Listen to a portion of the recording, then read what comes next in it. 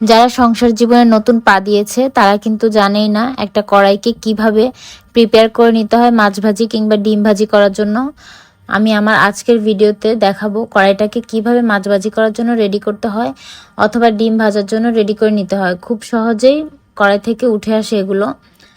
তো চলুন মূল রেসিপিতে চলে যাই। আমি আজকে এখানে মাছ ভাজি করব। কিভাবে মাছ ভাজি করলে মাছটা সফট থাকবে এবং দেখতে আকর্ষণীয় মনে হবে। শুধু শুধু মাছ ভাজি করে রেখে দিলে কিন্তু সেটা শুকনো হয়ে যায় কিংবা খেতে কেমন যেন একটা ভালো লাগে না। তো চলুন, প্রথমে মাছ আমি ধুয়ে পরিষ্কার করে নিয়েছি, যে কোনো মাছই হতে পারে। আর এখানে লবণ আর হলুদের গুঁড়ো দিয়েছি, জাস্ট এইটুকুতেই হবে। কেউ চাইলে এখানে কিন্তু মরিচের গুঁড়ো অ্যাড করতে পারেন, অনেকেই দেয়, তবে আমি দিই না, মাঝে মধ্যে দিই। তো স্বাদের কোনো হেরফের হয় না দেখে আমি শুধু হলুদ আর লবণ দিয়ে এটাকে মেখে নিই। তো 10 মিনিট রেখে দিচ্ছি। 10 মিনিটে আমি কড়াইটাকে রেডি করে নিব। এটা একদম ঝাঁঝরা দিয়ে ঘষে ঘষে মাজা একটা কড়াই। তো এটাতে যদি আমি মাছ ভাজি করতাম তাহলে মাছগুলো কিন্তু ভেঙে যেত। তো এর জন্য আমি পর্যাপ্ত পরিমাণ তেল দিয়েছি। তেলটা দিয়ে খুব ভালো করে গরম করে নিয়েছি, উত্তপ্ত গরম যেটাকে বলে। ভালো করে গরম করে নিয়ে তারপর দেখেছেন আমি একটুখানি ছিটা দিয়েছি, সেটা হচ্ছে লবণের ছিটা দিয়েছি কড়াইতে। তেলটা যখন গরম হয়ে যাবে লবণের সামান্য একটু ছিটকা দিবেন, তখন এখানে যেটাই ভাজি করেন না কেন খুব সুন্দর করে উঠে আসবে। মাছ, ডিম বা যে কোনো ভাজি, যে কোনো কিছুই ভাজি করেন না কেন খুব সুন্দর করে কড়াই থেকে উঠে আসবে আর ভাঙবে না। তো মাছ ভাজিটা করার জন্য মাছ ভাজি হতে হতে আমি এদিকে কিছু পেঁয়াজ এবং কাঁচামরিচ কুচি করে নিয়েছি। তো এগুলো আমি মাছের সাথে দিব। মাছটাকে যদি আমি এমনি খালি খালি ভেজে রাখি তাহলে এটা কিন্তু আরও শক্ত হয়ে যায়। তো এটার সাথে আমি পেঁয়াজ দিব এবং টমেটোও দিব। তো এগুলো দিলে মাছটা কিন্তু দেখতে আকর্ষণীয় মনে হবে এবং অনেকগুলো ভাত খাওয়া যায় একটা পিস মাছ ভাজা দিয়ে।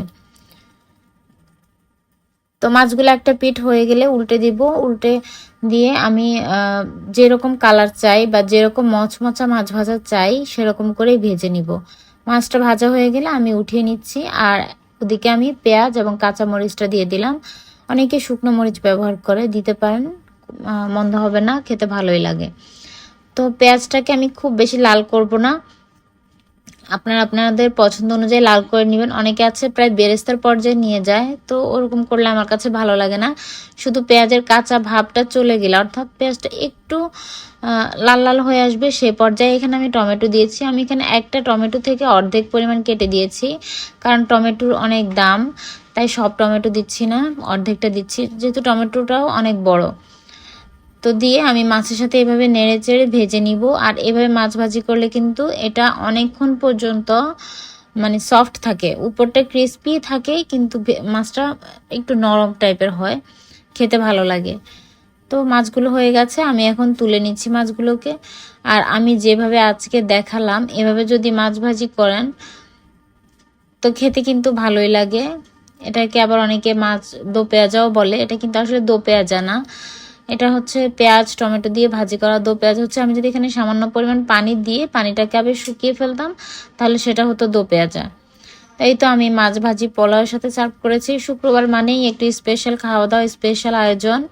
তো গতকালকের আয়োজনের ছিল, আরও কিছু রেসিপি আছে গতকালকের, আমি সেগুলো একে একে আপলোড করে দিব।